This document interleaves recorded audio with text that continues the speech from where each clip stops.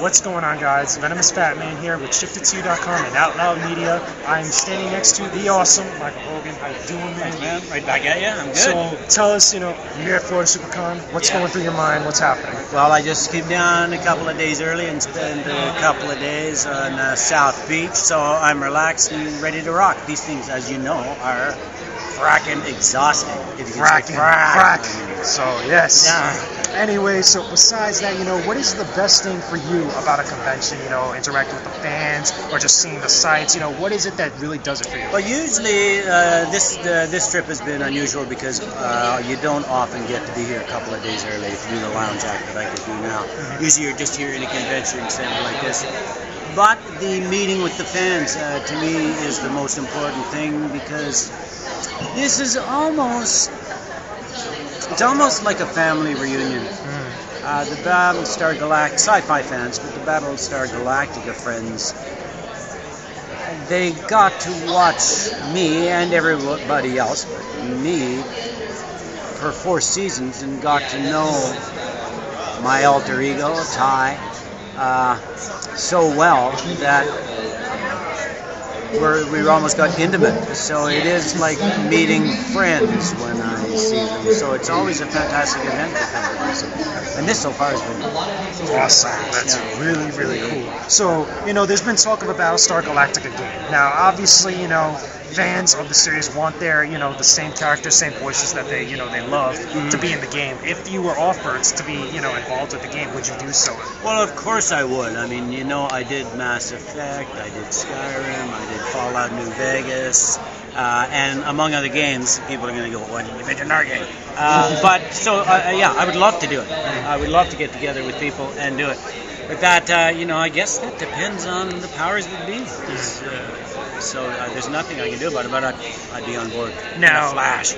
My one other question I want to know is, since obviously you've been involved with video games, you've been involved with TV, with movies and such like that, do you have a preference, or what is like the different challenges for you, as opposed from doing a TV show to opposed to, lending your voice to a game?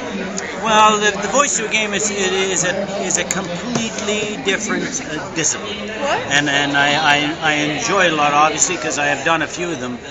And I have done voice work. We used to do an awful lot of radio drama in Canada. And I've read a number of audio books and poems on the radio. So I enjoy that aspect of this work, but it is difficult to compare, to say what do you like better. When you do a play, you rehearse for 3 weeks, and you have control of the audience and the whole project. Oftentimes when you're guesting on a television show, you're just there as a day player, and generally you are there to have an influence on the leading characters. So you're there as a hired gun. Battlestar Galactica was, needless to say, different because it was a movie that basically took us 5 years to shoot. They wrote for the characters, so it was an absolutely unique experience on celluloid. You just don't get a chance to do that. Everybody involved with Battlestar Galactica is very proud of it, and everybody now knows, especially after the fact, how unique and special that was. And I enjoy being at things like this because people say you must be tired of answering questions, or when I go to do a film and a television show and the crew or other actors or directors or producers say, yeah, you're probably getting tired of hearing, but I'd like to ask you this or that. I mean, bring it on, because I am so proud of the show, and when you ask me these things, frack, I haven't thought of that in a while. So it's an absolute gift.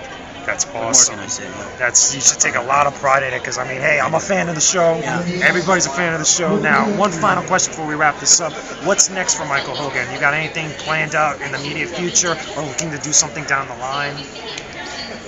I'm kind of superstitious, so there's a couple of things that are in the hopper, but if I say them out loud, it's the old superstition of the jinxing.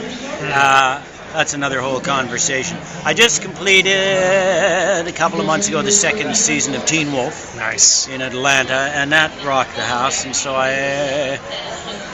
these days you sign. When I did Red Riding Hood, I signed at least an hour and 15, 20 minutes worth of non-disclosure, confidentiality. That's a lot of paperwork, right? I mean, for that, because it was a big picture. And the same with Teen Wolf, I signed these things. So nowadays, you got to kind of keep your trap shut. I actually did a web series a while ago, and when I talked to the producer of it, it'll be neat when you actually find out about it. They're in their second season, but the producer, I'm giving something away, said she doesn't want me to talk about it until after it's aired. She's not telling people that I was in it. They want them to be surprised when they look at the extras. So that I say, well, this goes beyond, because now I can't talk about that. Oh, okay. So, I'm sure. This is bizarre when you do interviews now. It's like, I've been sworn to secrecy. Oh, I plead the fifth. Helped. Yeah, I plead the fifth. I plead the fifth. Awesome. So, well, it's a pleasure. Right back at you, man. So, it's amazing. Mine. We will be back with some more coverage from Florida Supercon. I will be back with some more epic stuff.